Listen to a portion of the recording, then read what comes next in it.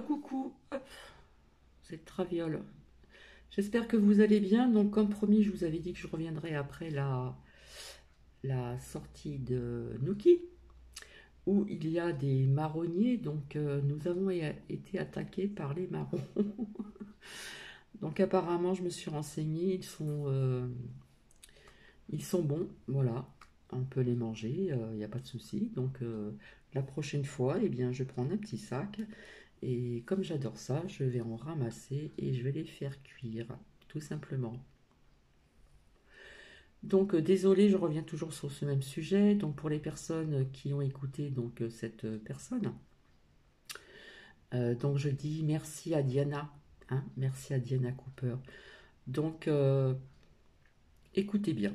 Voilà, donc il y a des mots-clés, il y a des couleurs que cette dame a vues, qu'on ne voit pas sur Terre, etc. J'avais oublié donc les vêtements, des vêtements simples, etc. Enfin, plein de choses intéressantes. Voilà. Donc, je le répète encore, je ne suis pas dans la malveillance, je suis simplement là pour vous prouver que on peut dire merci à Diana Cooper.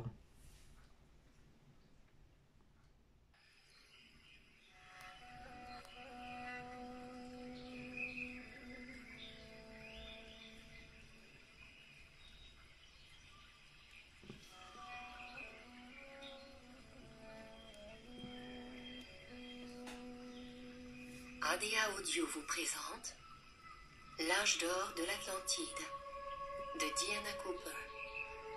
À la narration, Catherine de Sèvres.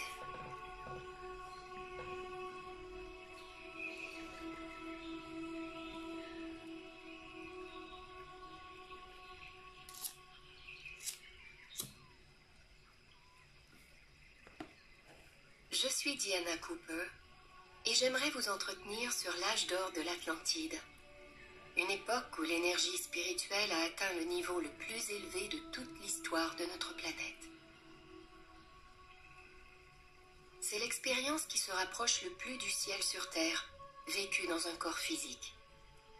À l'époque, les gens possédaient d'incroyables pouvoirs et des capacités qui dépassent encore notre entendement.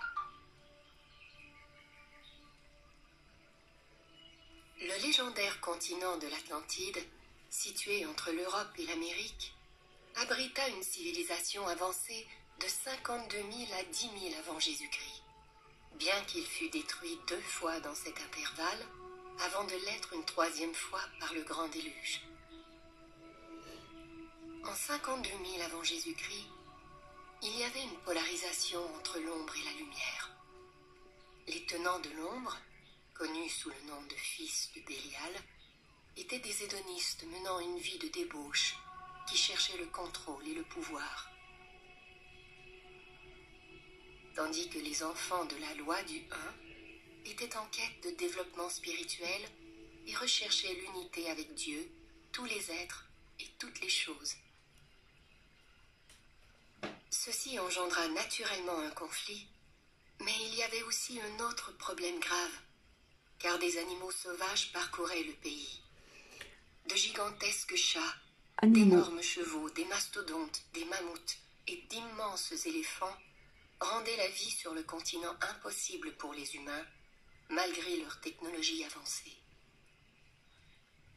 Une conférence réunissant les représentants de 5 nations eut pour résultat la création d'une bombe atomique, dans le but de tuer les animaux. La destruction qui s'ensuivit dépassa toutes les attentes et des tremblements de terre dévastèrent le pays. Mais il fallut encore attendre 2000 ans pour que n'ait lieu une inversion des pôles. Le continent se divisa alors en 5 îles et les animaux sauvages sont finalement disparus. L'Atlantide se développa de nouveau, jusqu'à redevenir florissante. Mais l'énergie spirituelle connut une fois de plus un déclin progressif, et le déplacement du pôle magnétique de la Terre en 28 000 avant Jésus-Christ marqua le début de l'ère glaciaire. L'Atlantide devint alors une île, reliés à l'Amérique du Nord par un archipel. Ce fut enfin le début de l'âge d'or.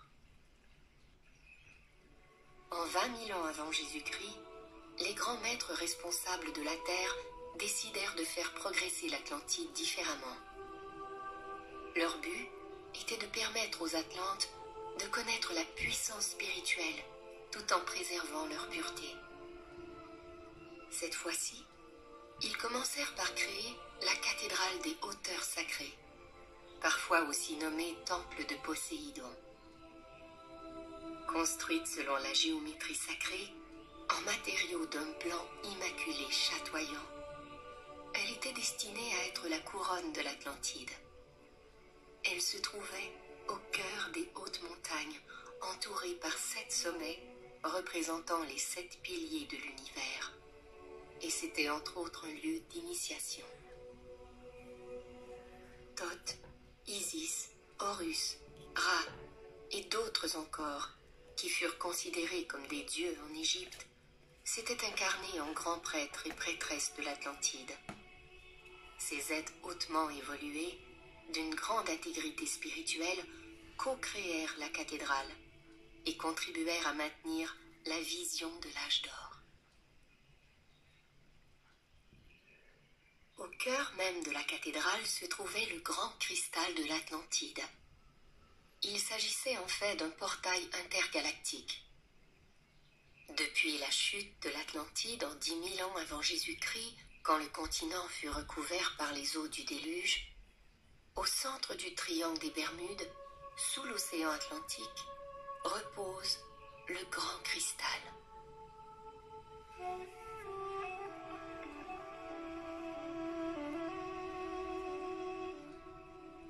Il est activé par certaines conditions galactiques quand le portail doit être utilisé.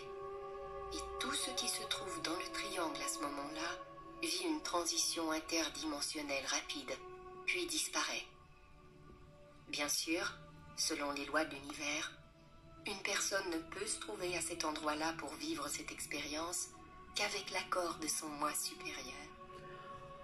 Bien sûr, on en prend et on en laisse. Une statue de Sphinx Gardons pied sur gardait terre. l'entrée est de la cathédrale.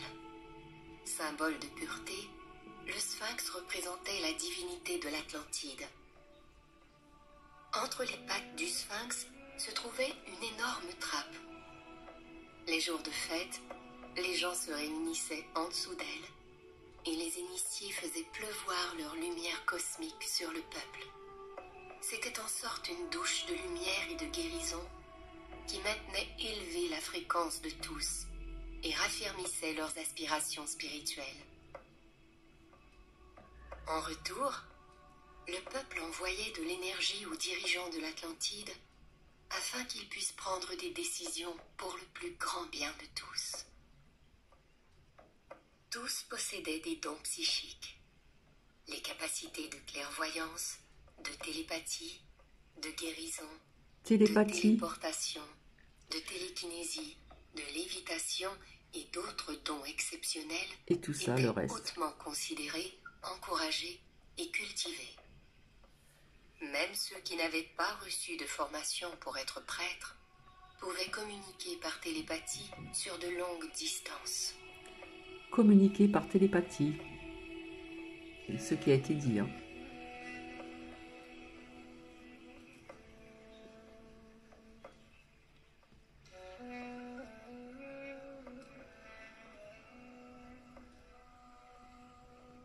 Ah non, on n'a pas parlé d'extraterrestres dans ces dires, on a parlé de gens qui vivaient sous la terre. Les gens pratiquaient aussi la maîtrise de l'esprit, de sorte qu'ils pouvaient donner des ordres à leur corps par la pensée. La marche sur le feu nous est parvenue via l'Atlantide, de même que la capacité qu'ont certains yogis de faire sécher des draps mouillés par la chaleur de leur corps alors qu'ils gèlent, ainsi que la chirurgie psychique telle que pratiquée par les guérisseurs chamans de l'Amérique du Sud. Et certains groupes conservent toujours les clés de ce pouvoir pour nous tous. Les Atlantes pouvaient, avec leur esprit, changer le taux vibratoire d'objets physiques. Aujourd'hui, les scientifiques nous disent que les pensées de l'expérimentateur peuvent affecter les résultats de l'expérience. Les Atlantes sont allés encore plus loin. Ils pouvaient provoquer des événements par la focalisation délibérée de leur esprit. S'ils voulaient creuser un puits, ils utilisaient leur pouvoir pour alourdir une pierre afin qu'elle s'enfonce jusqu'à la profondeur requise. Puis, ils l'allégeaient de nouveau afin de laisser un trou. Les personnes éclairées ont déjà conscience que de nombreux bâtiments sacrés de l'Antiquité du monde entier ont été construits de cette façon. On prenait soin de choisir les pierres en fonction de leur forme et de leur énergie. Leurs vibrations étaient ensuite allégées et elles étaient déplacées par le pouvoir de la pensée et du son, puis posées précisément là où elles étaient requises. Ceci était souvent fait avec l'assistance d'êtres venant d'autres planètes, et toujours sous la supervision et la guidance des anges.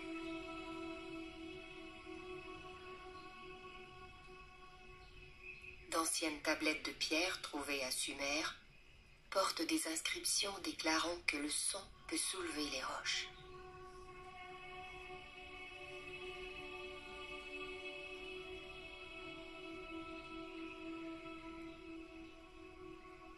À l'époque, la puissance de l'Atlantide résidait dans sa pureté. Il n'existait que de l'énergie pure.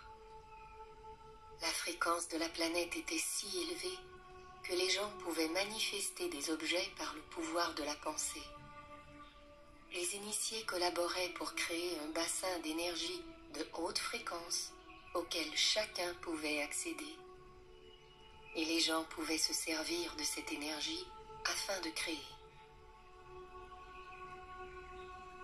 En utilisant cette énergie pure et en concentrant le pouvoir de leurs esprits, ils créaient des routes, des ponts, des piscines, tout ce qu'ils voulaient. Ils donnaient corps à l'image de leurs rêves. Autrement dit, ils utilisaient la visualisation et l'attention concentrée. Dans leur conscience, ils pouvaient ressentir, goûter, toucher, sentir l'odeur et la forme des objets qu'ils créaient avec tellement d'enthousiasme, un mot qui a pour racine en-théos, avec Dieu, qu'ils étaient capables de les extraire du monde non manifeste. Avant tout, ils savaient qu'ils avaient le pouvoir de créer. Le savoir est le plus puissant des cadeaux spirituels, et les Atlantes avaient à l'époque une telle fréquence spirituelle qu'ils savaient qu'ils étaient constitués de forces divines. Alors, tout le monde donnait corps aux images, en puisant dans le réservoir d'énergie pure pour le plus grand bien de tous. Ils donnaient forme à l'énergie avec art.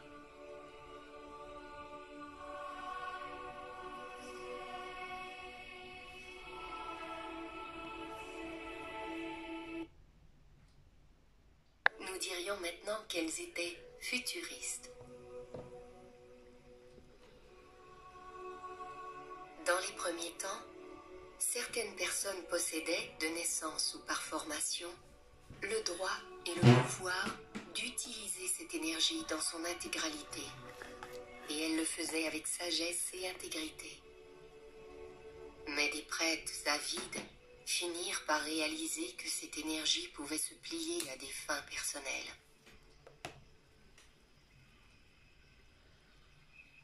Par la suite, des gens ordinaires apprirent à y accéder sans intégrité, et c'est ainsi que commença le déclin.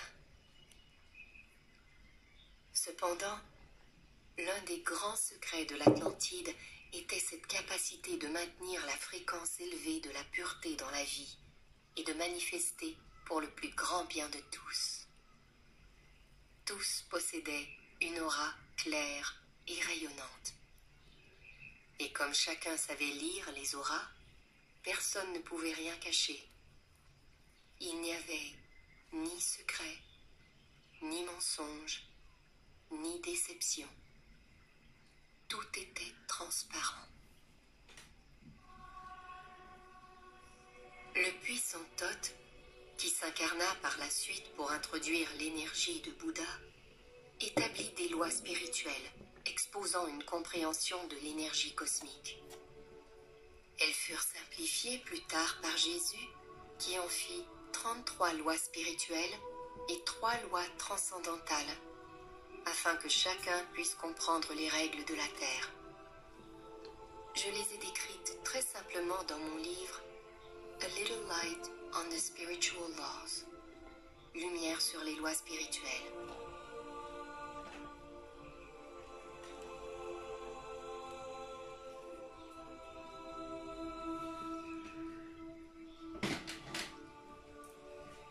La pureté des initiés permettait d'ouvrir les portails reliant cette planète à l'univers, ce qui signifiait qu'il y avait communication consciente et déplacement entre notre planète et d'autres étoiles et galaxies. Les initiés et d'autres individus bien entraînés pouvaient communiquer à travers les galaxies, de sorte que l'aide et la sagesse de l'univers étaient à la disposition de l'Atlantide.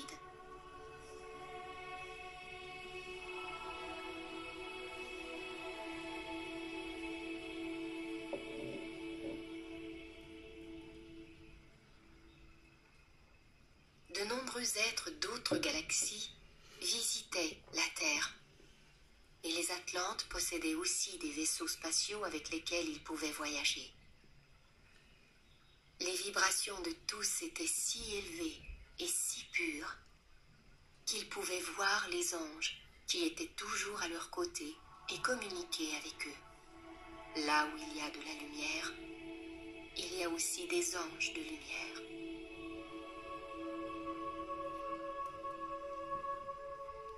Lorsque l'Atlantide se trouvait à l'apogée de sa spiritualité, il n'y avait que des anges de lumière.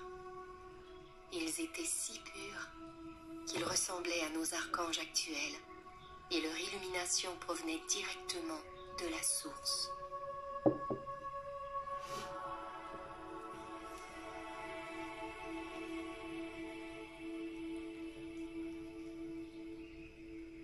Puis ce prêtre avide eut un jour l'idée du gain personnel. Et à l'instant où l'avidité dressa sa tête, un ange de l'ombre fut attiré par cette civilisation et se mit à influencer le peuple avec des pensées de limitation et de peur.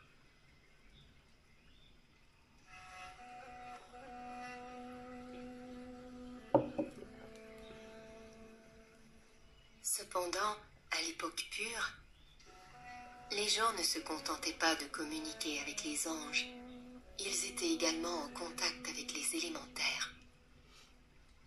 Ils communiquaient par exemple avec les esprits responsables de la croissance des plantes, qui leur indiquaient ce qu'il fallait pour qu'elles deviennent fortes et productives. Ils faisaient jouer un certain type de musique et chantaient pour les plantes. Les arbres, les fleurs, les légumes et les herbes réagissaient en conséquence. Les Atlantes plaçaient aussi des cristaux parmi les plantes afin qu'elles prennent des forces et soient en bonne santé.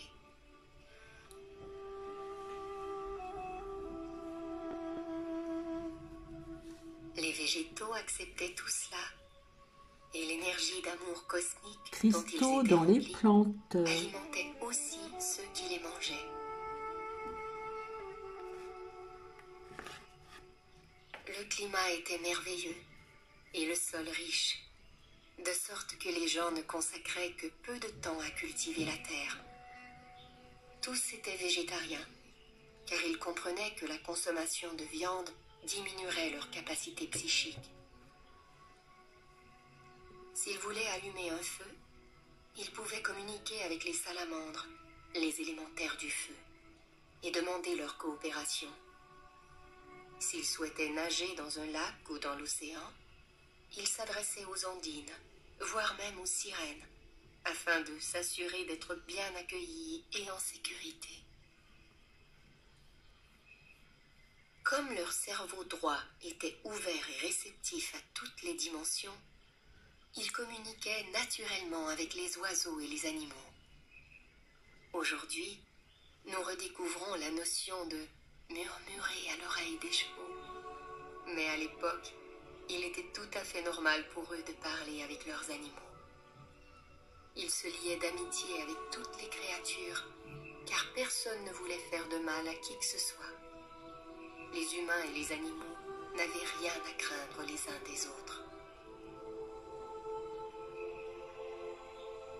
Je suis persuadée que saint François d'Assise, par son grand amour des animaux et son aura inoffensive, voulait nous rappeler la relation entre les humains et les animaux au temps de l'âge d'or de l'Atlantide.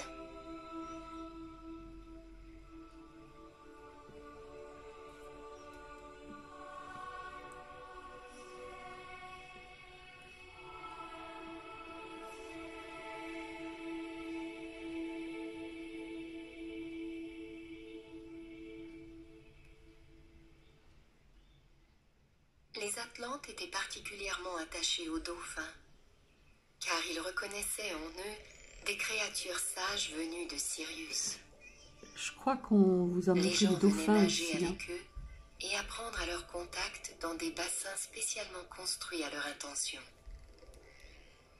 À cette époque pure, la plupart des gens étaient tellement en accord avec eux-mêmes et avec le divin que leur corps spirituel, mental et émotionnel étaient toujours en harmonie. Cela signifiait que leur corps physique était entier et en bonne santé. Lorsque cela était nécessaire, ils se soignaient en réalignant les chakras et les corps. Ils savaient également que le divin a placé sur cette planète tout ce dont nous avons besoin pour notre aventure humaine,